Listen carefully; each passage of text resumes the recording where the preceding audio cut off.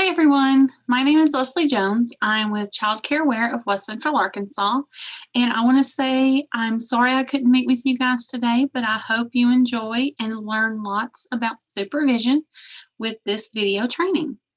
You will have 4 activities that you will have to do for the training in order to receive your full 2 hours of credit. And we will go over those during the training, and then at the end of this training, I will also tell you what all you need to do. So thank you for joining Supervision. Again, my name is Leslie Jones. I'm with Childcare of West Central Arkansas, and you can get in touch with me by texting me at 501-463-0375, or you can email me at leslie.jones@np.edu. And so today we're going to talk about supervision and accountability for indoors and outdoors. So for our objectives today, we're going to describe what active and direct supervision look like. We're going to state program strategies for maintaining accountability through supervision. We're going to design an indoor environment to promote effective supervision. That's actually going to be one of your activities that you're going to have to do and send to me. We're going to describe how supervision changes during rest time and toilet time. And we're going to plan how to provide active direct supervision outdoors as well. So the first thing we're going to look at is what is it and why is it important? So supervision describes the ways adults help protect children from injury and other harm. Supervision is an active process. It involves watching, listening, interacting, monitoring, and preventing problems. According to the Academy of Pediatrics, active and positive supervision involves knowing each child's abilities, establishing clear and simple safety rules. That's why you have, very simple rules. Maybe your rules have pictures on them, things like that. Being aware of and scanning for potential safety hazards. That's why you go into your classroom and you make sure that everything's in place.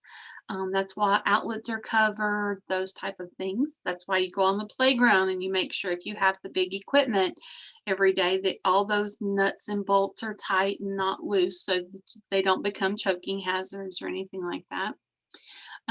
You're going to be standing in a strategic position so that you're able to see everyone.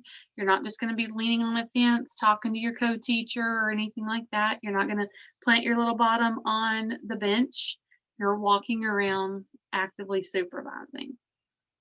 You're going to be scanning the play activities and circulating around the area. You're going to be focusing on the positive rather than the negative to teach what is safe for the children and other children. Teach children the appropriate and safe use for each piece of equipment. That's what you're probably going to do when y'all are getting back to school, is when you have new kids come into your facility, you need to teach them about the equipment that you have, what we use it for. That's when you kind of go over the rules of up the stairs, down, down the slide, up the stairs, down the slide, and just tell them why we do that. Because, if you slide down, you're going real fast and you can't stop. And so if you're standing on the bottom or climbing up while someone is sliding down, then you could get hurt. So we don't want to do that. So you can see that supervision is much more than just watching. It involves all of your skills as a teacher. So we're watching, we're hearing, we're listening. You can even, touch things, smell things. So you're going to use your senses. Supervision is your responsibility and commitment to the families, because what have the families done? They have entrusted you with the most precious prized possession, right? They have trusted you with their children. And so our number one thing is always do no harm to children and make sure that we keep them safe at all times. So there are a couple of different types of supervision.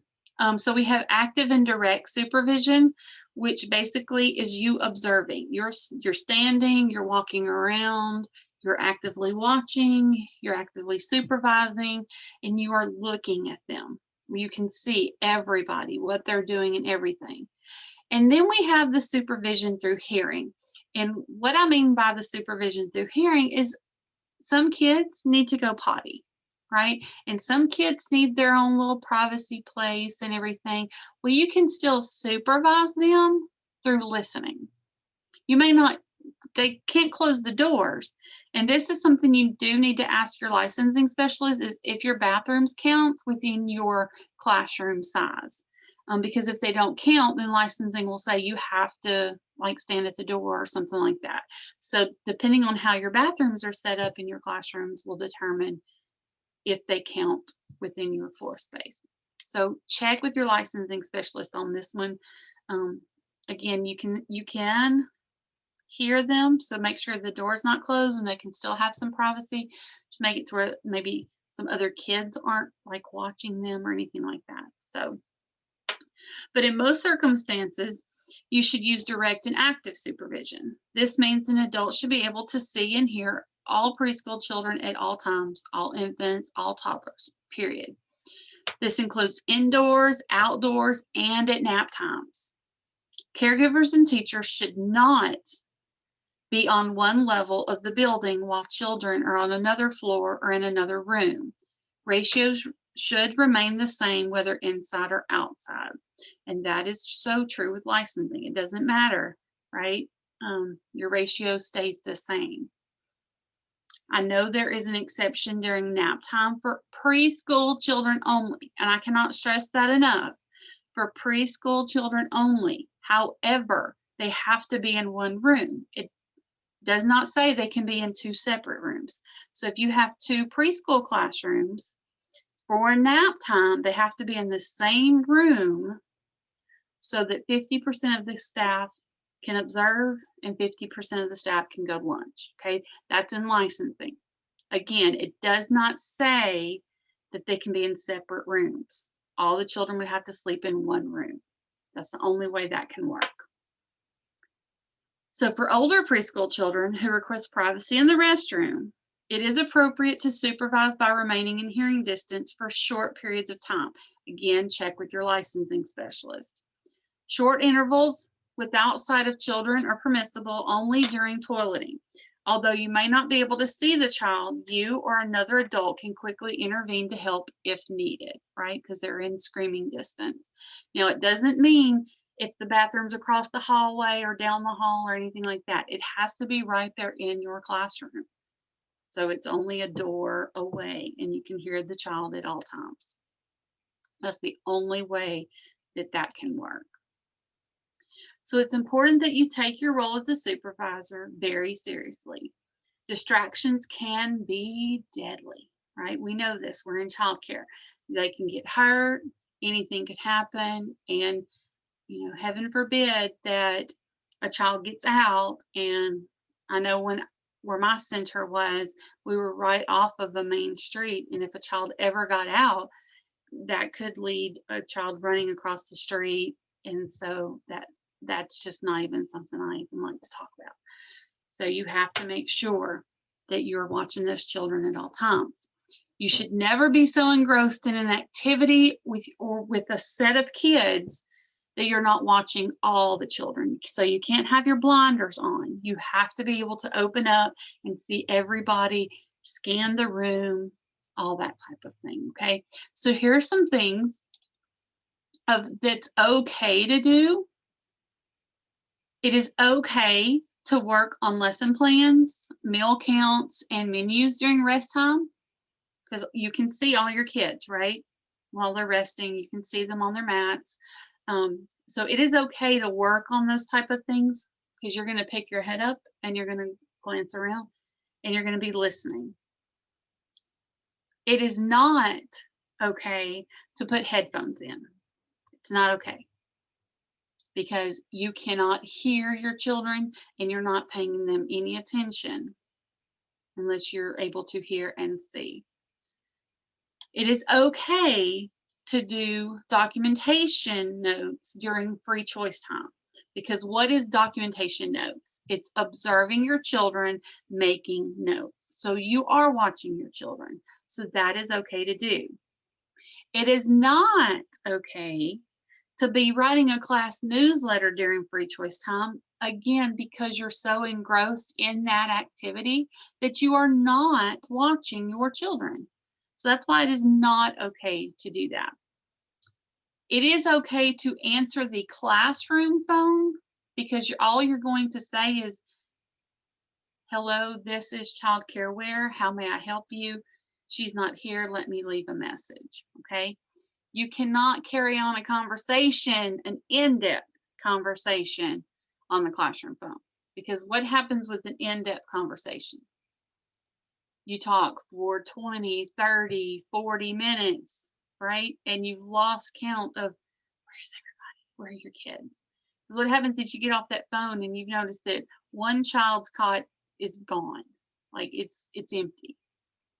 Where's that child? Well, in 20 to 30 minutes, they could be halfway to Maryland by now. I mean, you know, it could be anywhere, right? Anything could happen within even 5 minutes. So that's why you do not need to have the in-depth conversation. Carrying on a personal conversation on your cell phone while in ratio. You can't have your cell phone in your classroom according to licensing, only in the event of an emergency. It even states it in your licensing handbook.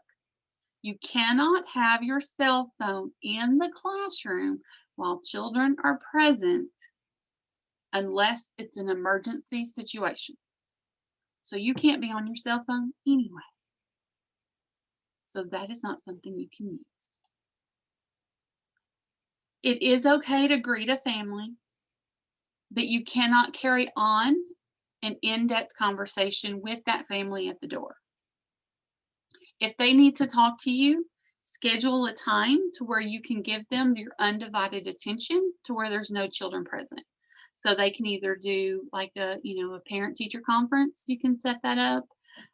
They can call you at the end of the day. You can talk to them at the end of the day when no one else is present. They can set up a meeting with the director. They can send you an email, anything like that. It does not need to be an in-depth conversation or a personal conversation in the classroom when children are present, okay? Because again, you lose focus. You're paying more attention to that one family and not the whole rest of your children. So you also need to adapt your supervision to the children in your care. All children have different needs. Very young children, children with special health care needs, children with disabilities, and children with behavior needs may require additional supervision. Like if you have runners, if you have kids who run out of the classroom anytime the door is open, you're gonna need to watch them more carefully than if you have one that's quiet, that only goes to the dramatic play center and just stays there all day. Okay, you're gonna have to know your kids. I know it's gonna be hard with the new school year starting, but that's why the first day supervision, actually that first week, until you really get to know your kids, supervision is super important. Super important. It starts with super because it is super important. Okay, so supervision, important vision. So I'm just saying. So now we're going to watch a little video of outdoor supervision. And you're going to see how supervision is an active process. And it includes recognizing risk, acting on those risks, and talking with the children. And this is exactly what these teachers do in this little video.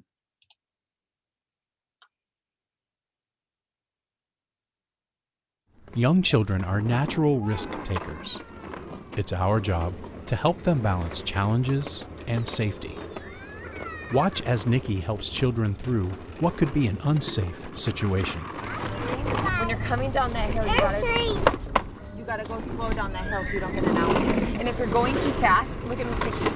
Go straight into the sand. Okay? Go into the sand. Yeah. So where are you gonna go if you're going too fast? Into the sand, right? Okay. Nikki did 3 important things here. First, she used her active supervision skills to recognize a possible risk. Second, she took action by letting the boys know she was concerned they might get hurt. She gave them another safe option. Go straight into the sand. Finally, Okay. she checked in to make sure the boys understood.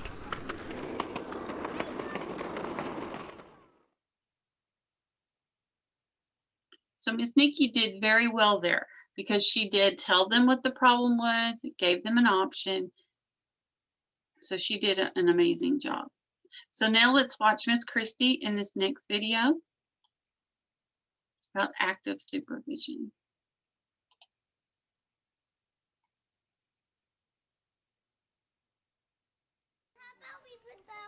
Watch as Christy uses active supervision strategies. She notices a problem and uses positive guidance techniques to help the children know what to do.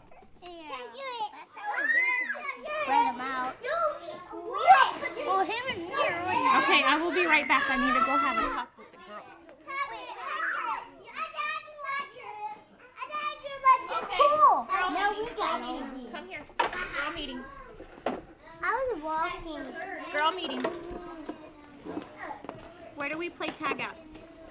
Outside. Outside. Are we outside? No. No. And what kind of feet do we use inside the classroom? Walking. And what were my eyes seeing you guys do? How about just play hide and seek? Running. How about Is that safe? No. Okay, so can we try it again and maybe go to dramatic play and walk over there? Okay, let's go try it.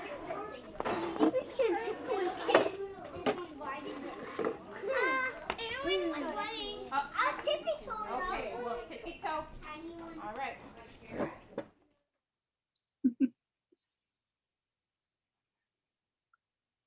Okay, so you can see in the video, I want you to think about how these teachers dealt with the problems that they saw. They were able to recognize the risk, then they took action, and then they helped the children learn how to behave safely. So they gave them an option on what to do, and they went over the safety rules again as well. So in order to keep children safe, we need to make sure that we maintain accountability. Okay, and what that means is because families have trusted us with their children, we must ensure that the safety of each child from the time they enter the building until the time the parent or family member has signed them out. So from the time they enter the building to the time the family member signs them out, children move very quickly, and it is not uncommon for children to attach themselves to another group, slip out of an open door, or hide during a transition. And this is where a lot of accidents happen, is during that transition time. And so I'm going to show y'all a little way to help make transition a little easier, supervision wise. So there's several important strategies to ensure that all children are accounted for at all times according to Caring for Our Children. And if you do not have that book, it's called Caring for Our Children, and it's actually a really good book, and it is from the American Academy of Pediatrics. It looks like this. This is a book that every child care center needs to have. You can, if you've ever done trainings with Healthy Childcare Arkansas, managing infectious diseases or anything like that, they sometimes give these books away, but you can order them online as well. It's Caring for Our Children. It's the National Health and Safety Performance Standards, Guidelines for Early Care and Education Programs. And what's great about this book is that it also has, if you have children that need care plans or anything like that, it actually has care plans in here that you can copy. It's got medication administration packets that you can send out for families. It's tons of things in here. What animals are great as classroom pets, what plants you can't have around your children, plants you can have. Now, I will give you a warning. The wording is very, very small. Um, but there is a lot of information in this book. So according to the Caring for Our Children, it even states in here that you have to count the children by matching the name to the face, right? I know this, the first week of school, it's kind of going to be hard because you're learning your new kids. And so you're matching their names with their faces. So you probably have their faces on like popsicle sticks with their names on it. And that's how you're going to pull out who's going to be the leader, or your happy helpers, or anything like that. So it's almost like you need to memorize those that first week, because it's going to be very difficult that first week just to maintain accountability because you're getting to know your children.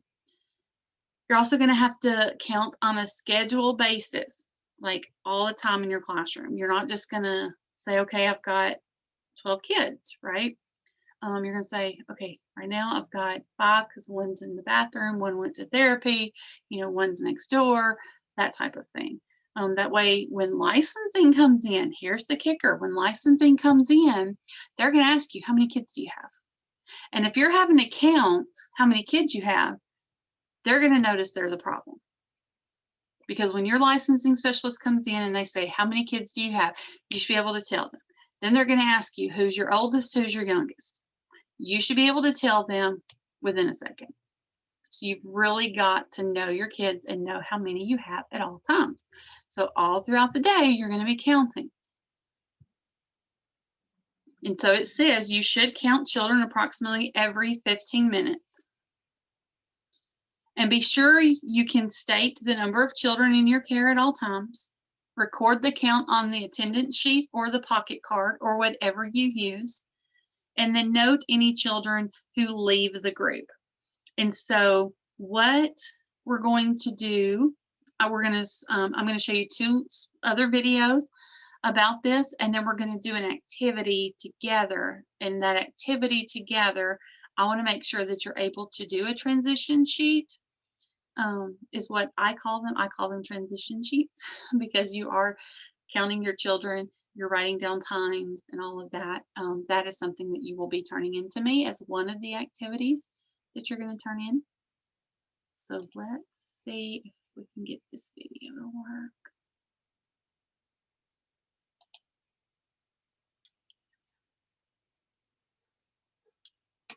As an early childhood professional, nothing is more important than the safety of the kids. And one thing that we do in our program to ensure that we know who's here and make sure that we're good with ratios and supervision, we have a sign in and sign out book. So when a family member or a guardian comes and drops off the child, the first thing they do when they come in the room, they come right here to the shelf and they turn to their child's page. They sign their name to sign the child in. They also put the date and the time. And then when they pick the child up, they sign out and put the time that they signed out.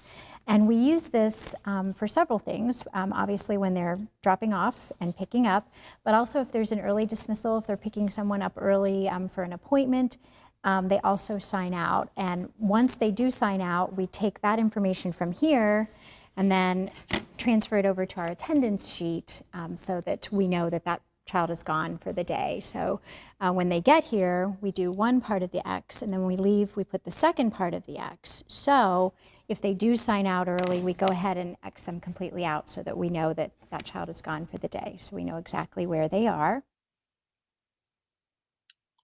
Okay, so that was attendance, and your attendance may look different. Y'all may use a keypad or something like that to have the children sign in and out where the families do it. And so you may have it electronically.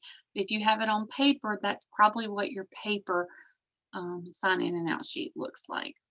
And so here's one about counting children during transition.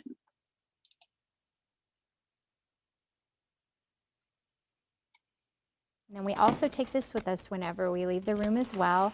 It's a wristband that also can have your keys on it, but it has the photos of the kids plus their name and their birth date as well. So you can always constantly check by face and name. And then as far as counting, that's so important. So whenever we leave the room or whenever we transition, we always count. So when we line up here at the door to go upstairs to the muscle room, or when we line up at the back door to go out onto the playground, you have the picture chart, plus you have the name chart underneath, and you count and you match the child's name to the child's face. And I always count out loud, and then I repeat that number before I leave the room. Then, once we get to our new destination, whether that's the playground, the muscle room upstairs, or a tornado drill or a fire drill, you recount and do that over again. Also, just when the kids are playing, when they're moving about the room for breakfast or from center to center, about every 10 to 15 minutes, you just do a quick visual name to face count. That should be done about every 15 minutes or so. When you come back in from the playground, I always count twice, once when they line up, and then once when we move inside the gate, because sometimes a friend, once you've lined up and you're inside the gate, they might dart back out. So you always do a final count before you come in. So you count twice when you're coming in from outside. So notice you're always counting. So with our next activity, these you can see are some of the handouts that you have. One is just a picture of some kids that I picked off of the internet, and I just put some names with them. And then the other is what the transition sheet looks like. So a transition sheet is like a grid with names on it on one side. And then at the top, it says in, out, in, out, in, out, in, out. And so it may go across for your whole day. But for our activity, we're not going to do it for the whole day. We're just going to do it for a couple hours. So how you start it is at the top where it says in. You are going to put in that first in the time that your children get to your classroom. Okay, so if you have your sheets handy,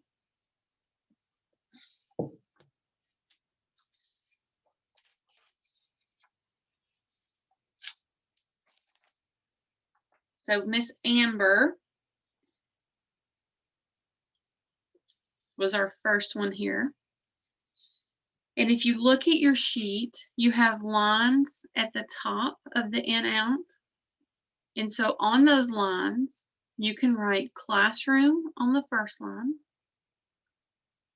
playground on the second line, classroom on the third line, and lunch on the fourth line. And those are the lines at the top of the page that you have.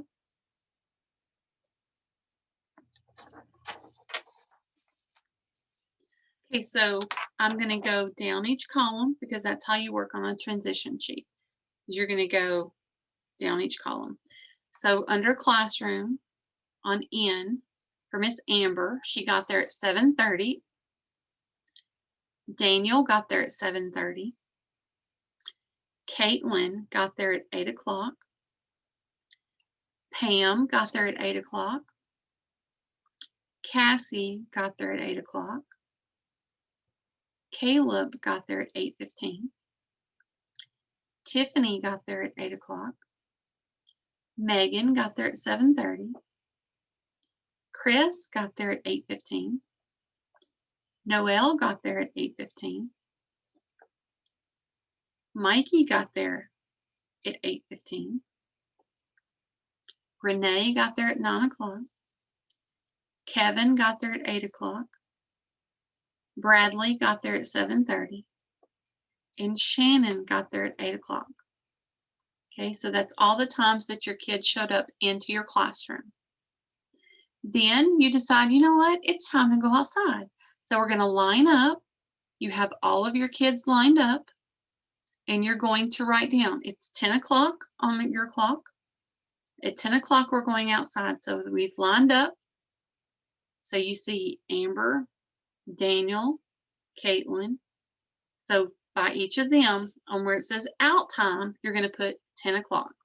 And you're going to write 10 in every single box so that you're able to see the child and say, okay, they're with me. Pam is with me, 10 o'clock. Caleb is with me, 10 o'clock. Cassie is with me, 10 o'clock. Tiffany, 10 o'clock. Megan, 10 o'clock. Chris, 10 o'clock. Noelle, 10 o'clock. Mikey, 10 o'clock. Renee, 10 o'clock. Kevin, 10 o'clock. Bradley, 10 o'clock. Shannon, 10 o'clock, right? So under classroom where it says out, you have 10 o'clock. So your first column was when they got to class. Your second column, it was when we're going to line up to go outside. Then you walk to the playground, and let's say it takes you 2 minutes to walk to the playground. Before the children go and play, again, you have them lined up, and once you call their name, like Amber, 10:02, took us 2 minutes underneath playground. The end time is you went into the playground at 10:02. Daniel, 10:02. Caitlin, 10:02. And then once you're calling their names, then they can go play. Okay, because you've got to keep record. Because here's the problem. Let's say that Noelle didn't make it to the playground. You've got to hurry up and go find her. And we knew it took us 2 minutes. So where could a child be in 2 minutes? And that's when you're going to open the playground door and you're going to scream for somebody to help you find Noelle. Because it's quicker to find them in 2 minutes than it is to find them in 30. Okay, so think about that. So then everybody's playing, everybody is good. At 10:15, the therapist comes in and needs Miss Shannon. So the out time under the playground, you're going to write 10:15 and you're going to write therapy. So that way you know with Miss Shannon, she left the playground at 10:15 and she went to therapy. Then let's say Mr. Caleb was going out of town, so his mom came and got him at 10:20. So Mr. Caleb, you're going to write down 10:20, and you can write home or you can write mom, because he left out of the playground at 10:20 and he went home. And then all the rest of the boxes you can put X's in, because we know he's not coming back, right? So that way we know he went home for the day. But Miss Shannon only left at 10:15 for therapy. So then we've lined up to go out of the playground at 10:30. So Amber's lined up 10:30, Daniel 10:30, Caitlin 10:30, Pam 10:30, Cassie 10:30, Tiffany 10:30, Megan 10:30, Chris 10:30, Noelle 10:30, Mikey 10:30, Renee 10:30, Kevin 10:30, Bradley 10:30. Again, it took us 2 minutes to get back into our classroom. So the end time is going to be 10:32. So Amber, 10:32. Daniel, 10:32. Caitlin, 10:32. Pam, 10:32. Cassie, 10:32. Caleb has already gone home, so there's where the X is. Tiffany, 10:32. Megan, 10:32. Chris, 10:32. Noelle, 10:32. Mikey, 10:32. Renee, 10:32. Kevin, 10:32. Bradley, 10:32. So they're in the classroom, they're playing, having free choice time, everything. Well, we know Miss Shannon, she's in therapy, and they bring her back after an hour. So where Miss Shannon is, you're not going to write 10:32 because she didn't come back with you from the playground. She came back at 11:15. So for Miss Shannon under the N, you're going to write 11:15 in that box, because that's what time she came into the classroom.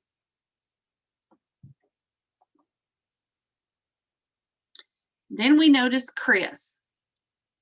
Chris's grandparents are in town, so they came to get him early. So at 11:45, Chris goes home. 11:45, Chris goes home. So again, you can write 11:45 and you can write home, or you can write mom or grandma or whatever you want to put there. And then all the boxes after for Chris are going to be X'd out because he's not coming back.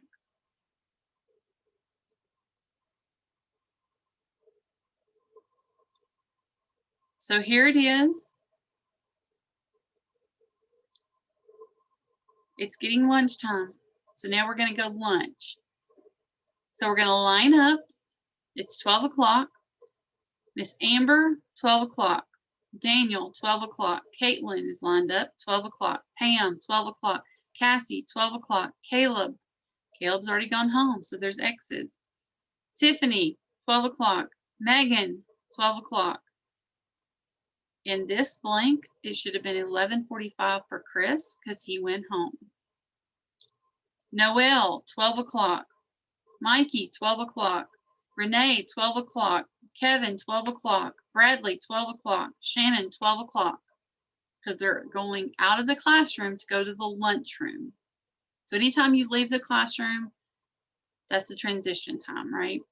So when you get to the cafeteria or the lunchroom, it's taking you 4 minutes. So before they can go sit down or before they can get their food, you need to make sure everybody made it to the lunchroom in time. So then for Amber, 12:04. Daniel, 12:04. Caitlin, 12:04. Pam, 12:04. Cassie, 12:04. Tiffany, 12:04. Megan, 12:04. Noel, 12:04. Mikey, 12:04. Renee, 12:04. Kevin, 12:04. Bradley, 12:04. Shannon, 12:04. So in lunch, you have 12:04 with everybody except for Caleb because he's gone home, so you have an X, and Chris has gone home, so you have an X.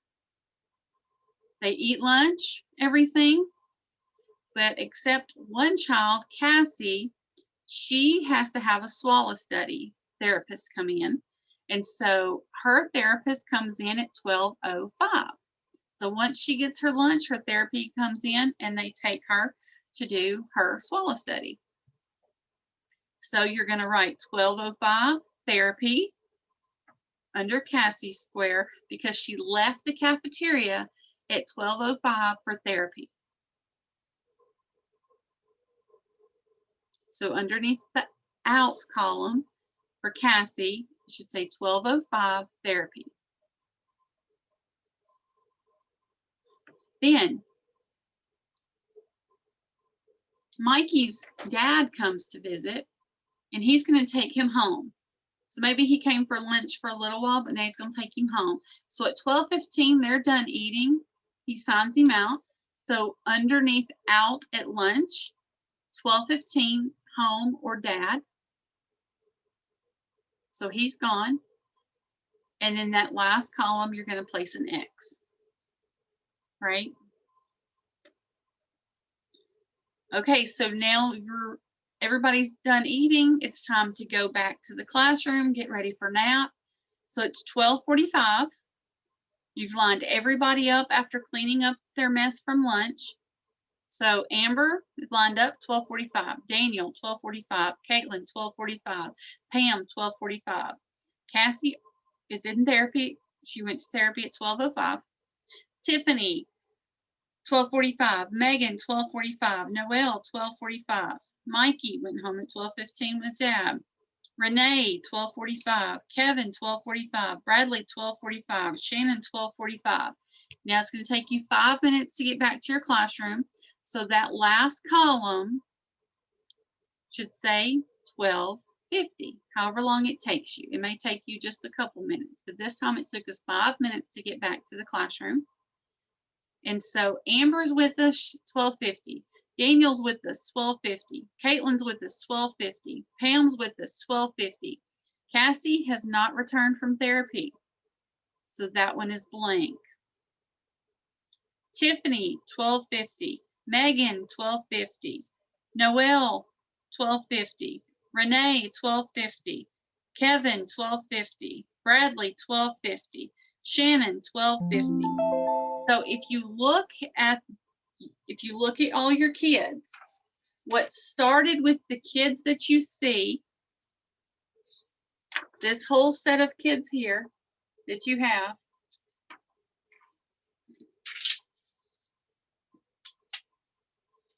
and you have ended for lunch with these kids here. Okay, that's what you have ended with, are these kids here. Because we know that Cassie,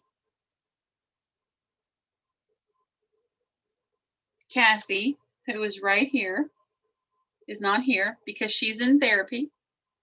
And we know that Caleb, who is right here, has gone home.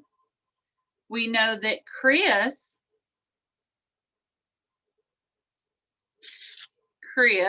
here has gone home. And we know that Mikey has gone home as well. So the only person we're missing right now is Cassie, okay? And she's in therapy. And we know this because it's on our transition sheet. We're not having to think, oh my gosh, where are they, right? So as long as you keep doing a transition sheet, you know how many kids you have at all times. So that's why the transition sheets are really important when you go with supervision.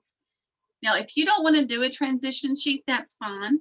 I will tell you that if licensing does find out that you've lost a kid, a transition sheet will be required as part of your probation period with licensing.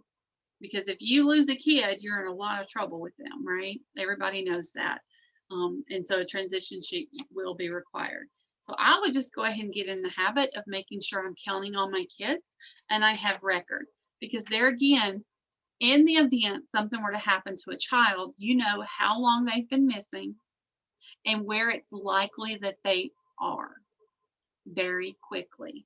Because 2 minutes of not knowing a kid, where a kid is bad, but 30 minutes of not knowing where a kid is outright horrible.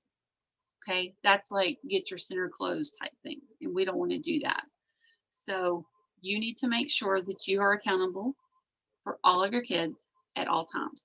And this is just a little activity that hopefully now you are aware of, that it's really easy to fill out. It's really easy to do. It's just counting and making sure that your kids are with you at all times during those transition times. And that's why I call this a transition sheet. Again, it's really easy to do. It's really easy to make, even if it's not something that you use right now. Okay, so let's talk about our next thing is supervising children indoors. This looks like a lovely classroom. The thing with supervising children indoors is you need to be able to see them at all times, right?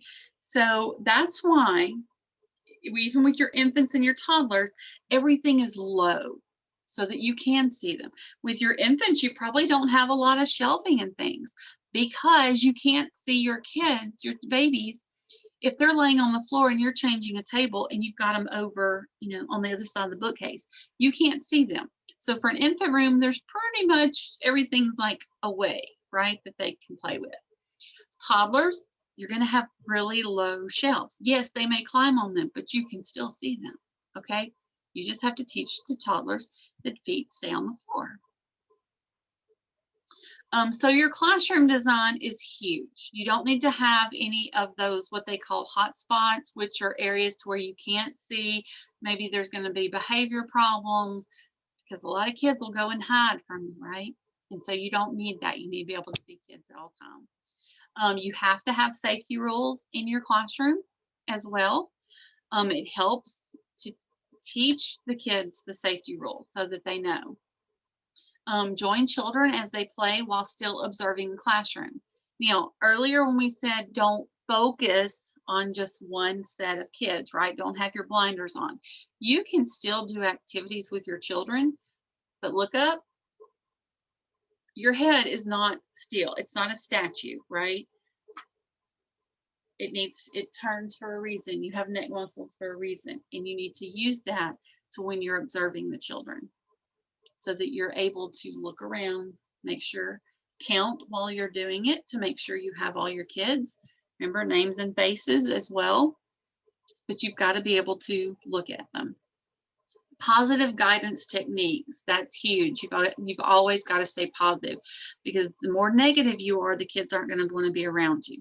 Just like you probably don't like being around negative people yourself. They bring you down. Well, if you're bringing down the kids, they're going to want to try to get away from you as soon as possible. So try to always stay positive.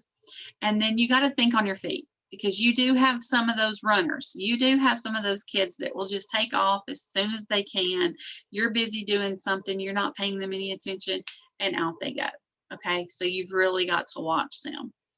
So the good classroom design is the first step in effective supervision. You should design your classroom with low shelves, clear traffic patterns, and safe materials. You must also teach children the safety rules of the classroom. Your daily safety inspection should ensure that you have taken all preventative measures to keep children safe. Good teaching is good supervision. Join children in their interest areas. Observe the children, have meaningful conversations with them, sit or kneel at the children's eye level, interact with children so that you know their strengths and needs. That's through observation. Use what you learn about children to make changes to your environment and activities. Use positive guidance techniques to help keep children safe. Children's needs change all the time, like all the time. So make sure your supervision must change too. You must think on your feet and keep children safe at all times. So now we're going to watch another little short video about adaptive supervision.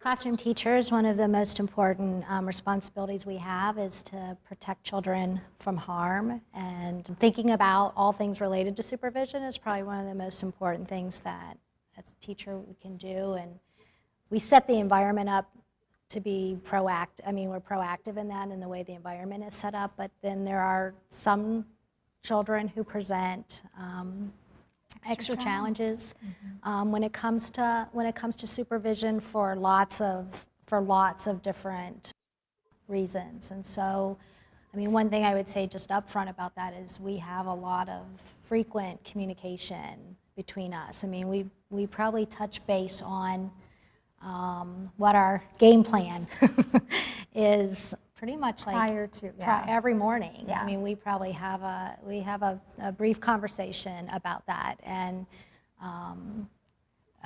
we had a child who It was difficult for him to come to circle. very difficult, and his behavior was very random. So, you know, we would try to look, was it at certain times of the day? Was it when we had asked him to, you know, if we had given him some type of demand of some sort, demanding of something of him?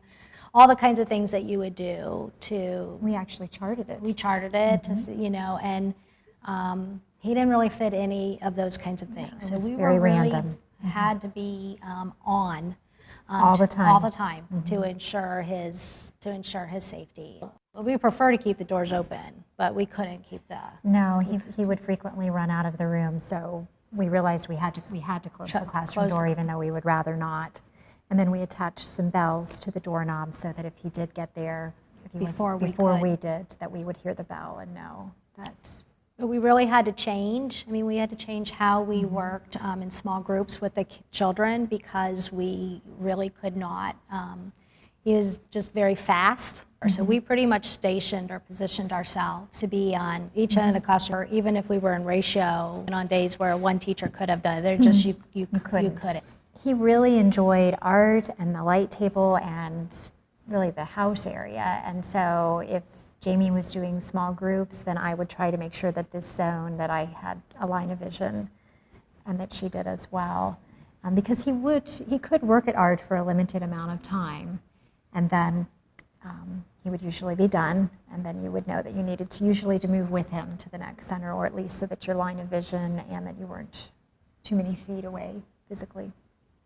And if you were working on a project, I mean, and I think that's what, you know, how we spent most of our mornings talking about. I mean, based on what we had planned for the day or what we thought we were going to accomplish, based on that, we would have a conversation about, you know, who was going to be one-on-one with him, but still be able to work with, Other able to kids. work with the other children. We We used tried lots of different things. Yeah. Yeah.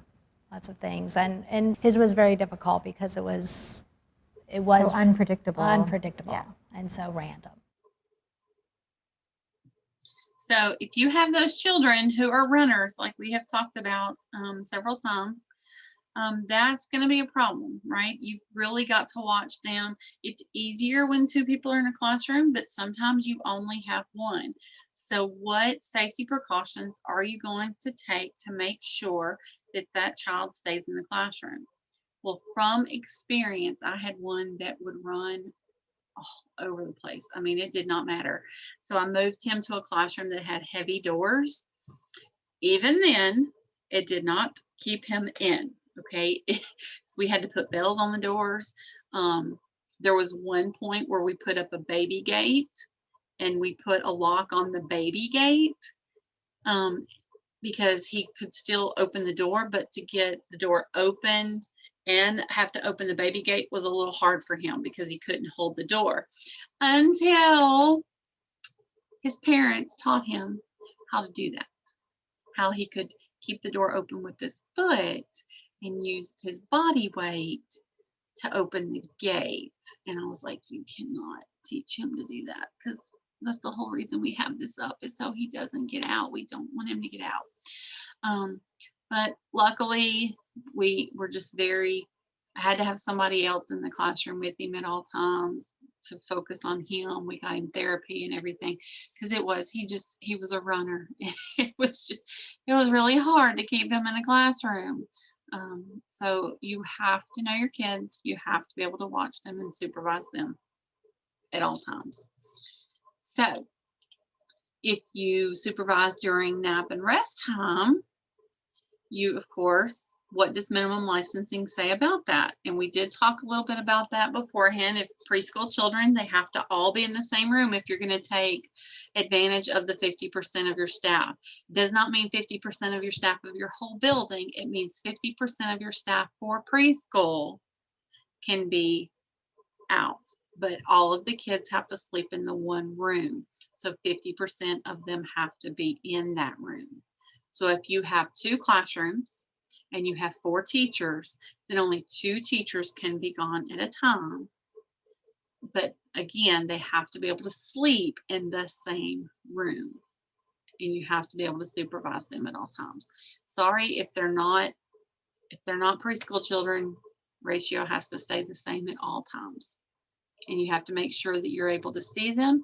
You have to make sure that their faces aren't covered. So that you can watch them breathe. You're constantly checking on them, those type of things during supervision, during rest and nap time.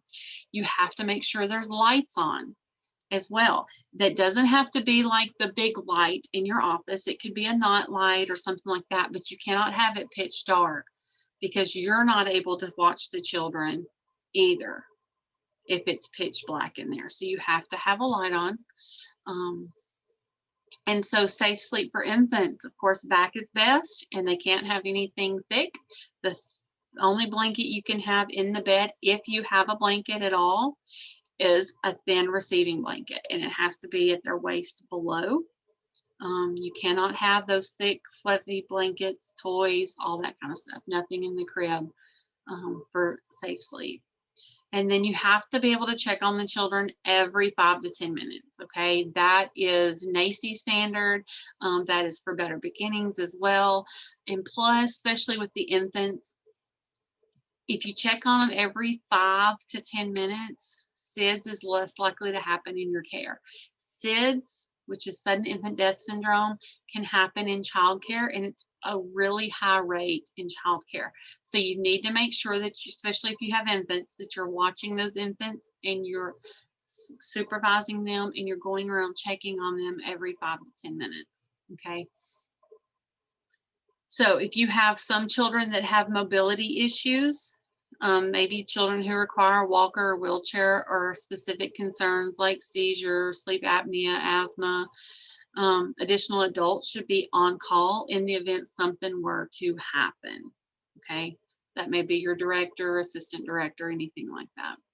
And then you can find more information on the topic of safe sleep of any trainer. Any child care wear trainer can do safe sleep. They can do safe sleep. It's actually called Safe Baby. It's 3 trainings: safe sleep, oh my gosh, there's safe sleep, there is shaken baby, and then there is SIDS. So those are all things that you can look at.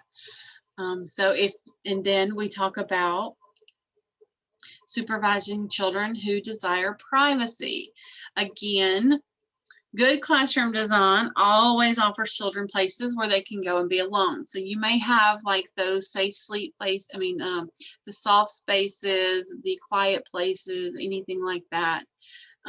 But you still have to be able to see the kids. Yes, the kids can go there and be alone, but you're still supervising them. You're still using your eyes and your ears for supervision, even in those places that they need to like go to the soft zone and just be alone and just need privacy to where nobody's messing with them.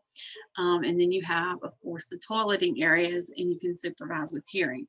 With this one, again, I cannot stress enough, make sure with licensing how your bathroom rates with your overall square footage of your classroom. Okay, you have to be able to check with them.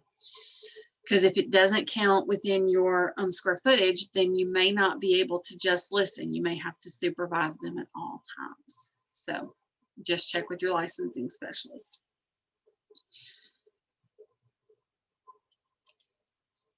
So what about supervising children outdoors?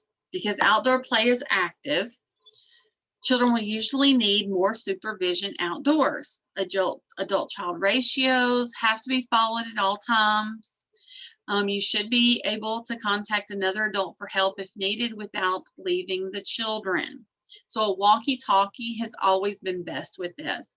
I know a lot of people use their cell phones, but to me, if licensing says you cannot use your cell phone unless it's an emergency situation, having your cell phone with you is just a distraction, and it's very tempting. So if you're having trouble with staff, and these are for the directors in the room, if you're having trouble with staff on their cell phones, well, you're giving them that distraction. Whereas if you take that distraction away and give them walkie-talkies to be able to call you in the event of an emergency, then that's one less thing you'd have to worry about.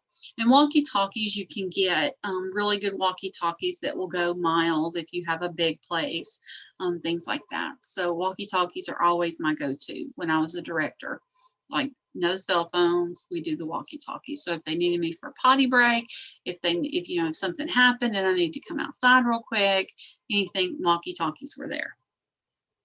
So playground design is also an important part of supervision. So the playground equipment should be organized so adults can see all children at all times. There should be no blind spots. Tunnels around corners, large stones children can hide behind, enclosed structures. That's kind of, those big equipment things. They're not my favorite when it comes to playground. If you have them, I hope you use them properly.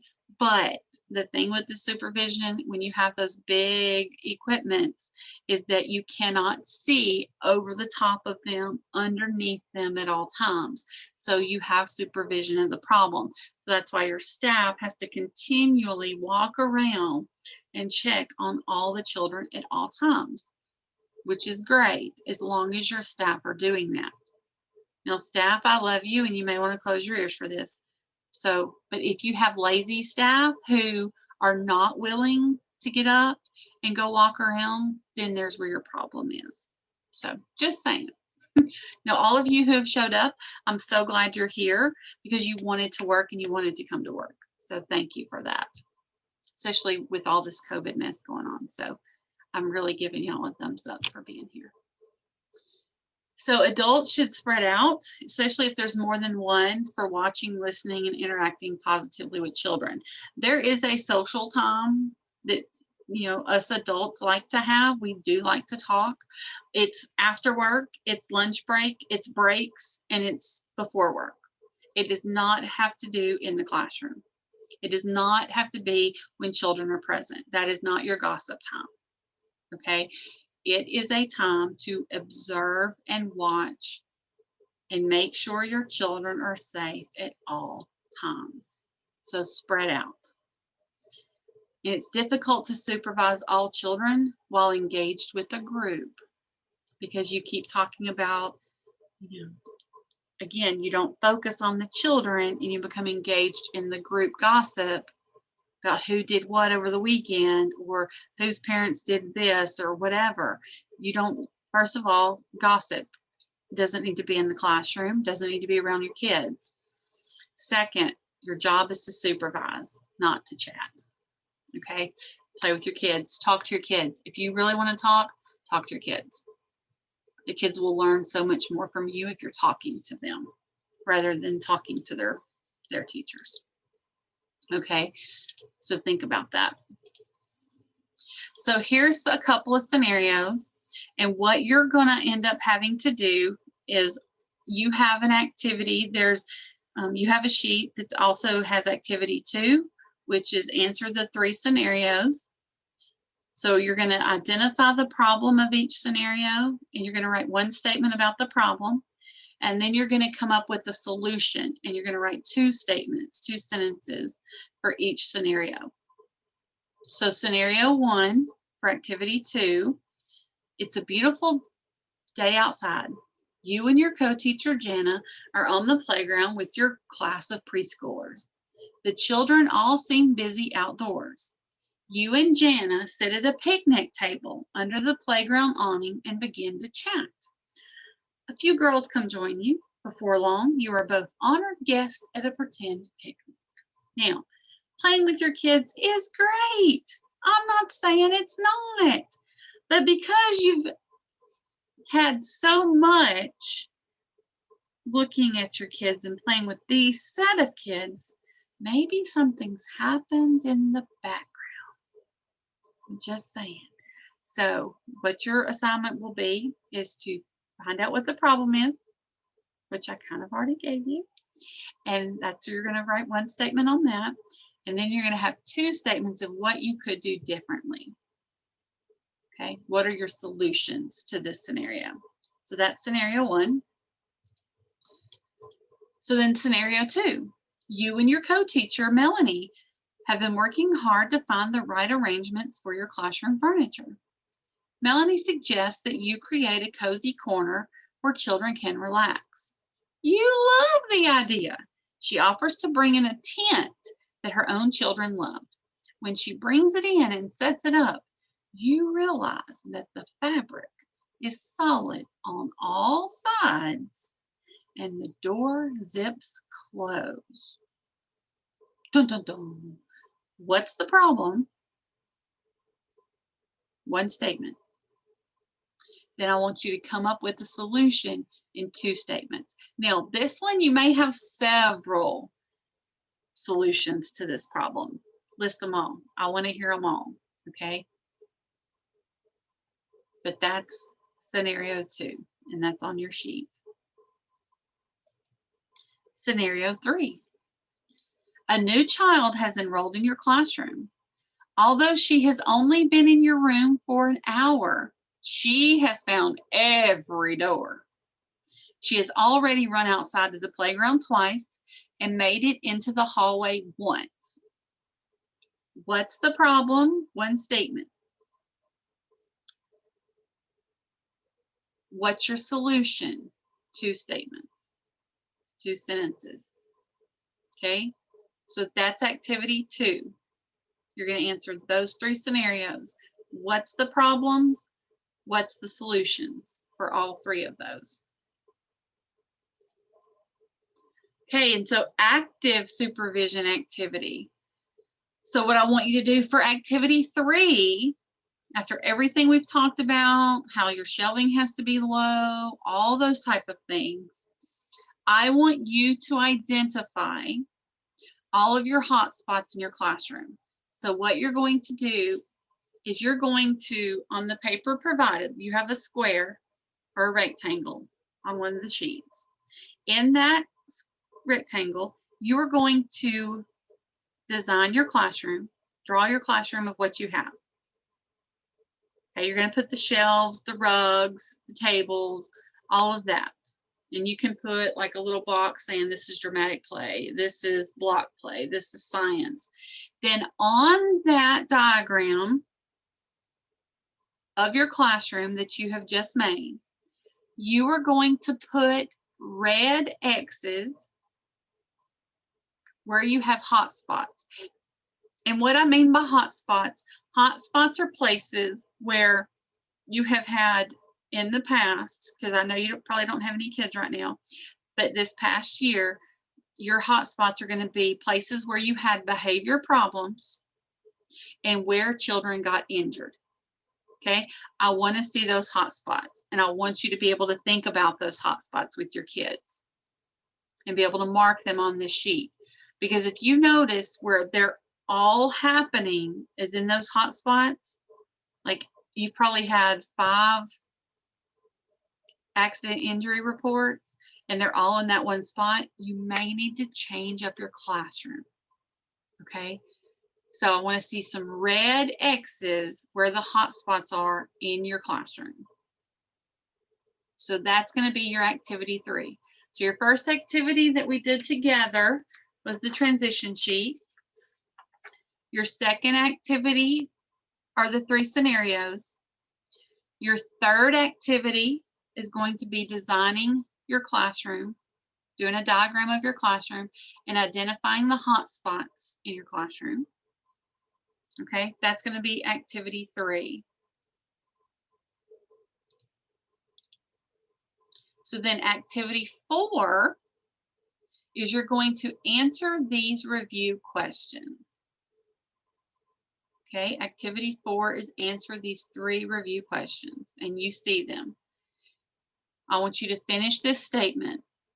Preschool children need to be supervised during nap time, lunchtime, restroom break, free play, all the above.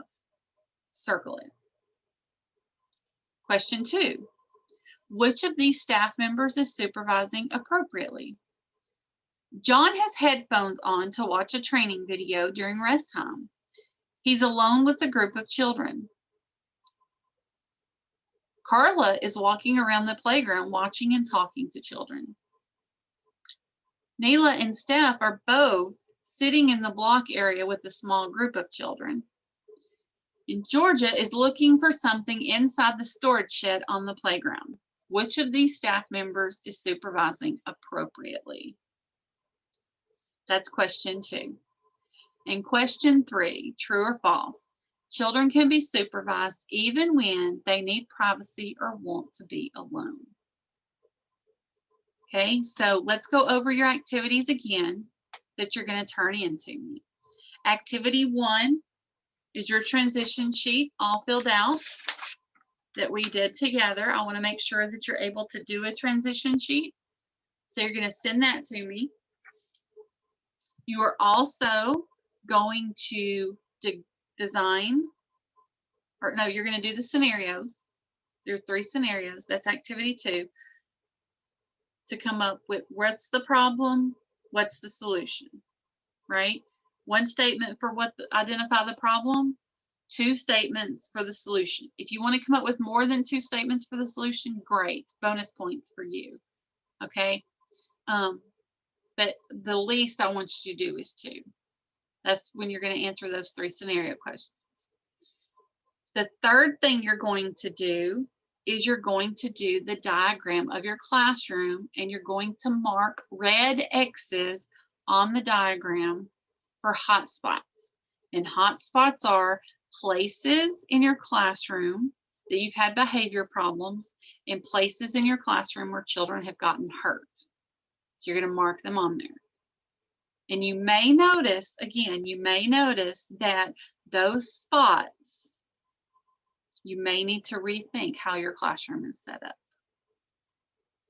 And then the 4th activity you're going to do is you're going to answer these 3 questions, the review questions.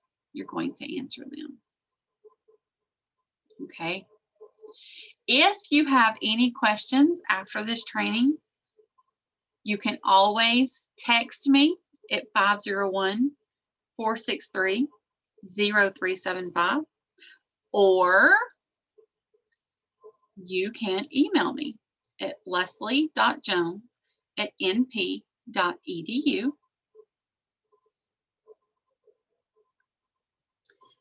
And I want to thank y'all again for joining me today and letting me provide you with the supervision training. And I'm really hoping that you learned something good that you will take back with you. And if you have any questions or need any additional information about anything, I can pretty much help you with just about everything, except for I can't do ITERS and ECRS training, and I can't do PASS and BASS training. But I can help you with just about anything else. So if you need me, don't hesitate to contact me. I love text. I love emails. That's probably the easiest way to get hold of me most days, unless we're having issues. So, but thank you again and enjoy, and I hope you have a wonderful time. If you will all send me your activities no later than Friday afternoon. So if you give them to me by 8/6 of 2021, if you send them to me by noon on 8/6 of 2021, I'll be able to get you 2 hours of credit for this training. So please do that. Again, everything should be there with you. If you have any problems or questions, just don't hesitate to email or text me. I don't always answer my cell phone, so text is always easier because it comes up on my Fitbit. So y'all have a wonderful, wonderful afternoon and learn lots for your professional development days. And I will see y'all later.